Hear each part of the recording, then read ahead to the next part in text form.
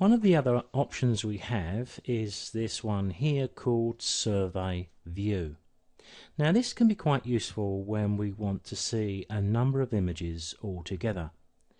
What I'm going to do is to select that, and I'm going to pick a number of images from the film strip below here. I'm going to pick this one. I'm going to hold my control key and pick one or two others. I want to see how these images sort of fit together, maybe to use them in a project. I'm going to pick one of these up here. Let's pick this one, and I'll scroll to the right. Let's pick this one here, and as you can see, it shows me all of the images I've selected as a group.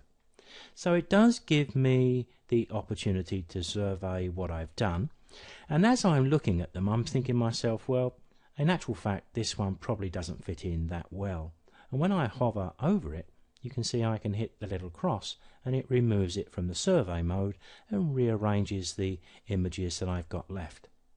Now I've done the work I've done, I'm thinking, well, perhaps I don't want any vertical images in my selection here, so I could remove those two. So each time I do that you can see it adjusts them and makes most of the space. And I can easily go and add others. So if I wanted to hold the control key and select this image here, that's added. And let's move along and pick up this one, and this one, so you can see how this survey works. Now I could do with looking at these images a little bit bigger. So remember that Shift Tab key? Well, if we just touch the Tab key on its own, you can see it removes the panels around and gives us a much bigger view of the images we're selecting. So it does give me the opportunity to look at them and make an evaluation. I want some nice clean building images here. So I could be saying to myself, well, I like this one and this one, but the others are a little bit cluttered. So I'm going to remove those.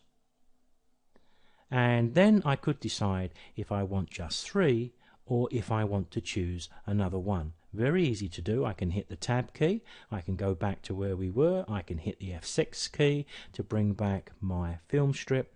So I could look for another image that has a nice clean look to it. Let's move along to the left a little bit. There's one that's a little bit different, so control click. There you can see how this works, but there's one other thing that we can use, and it's called Lights Out. Now we can use this in other scenarios too. It's a very quick and easy shortcut to remember. Lights out, L, touch the L and you'll see everything around dims, and if I touch it again the lights go out completely.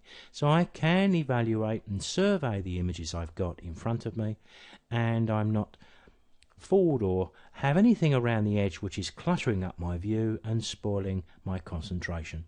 Hit the L again and we turn the lights back on.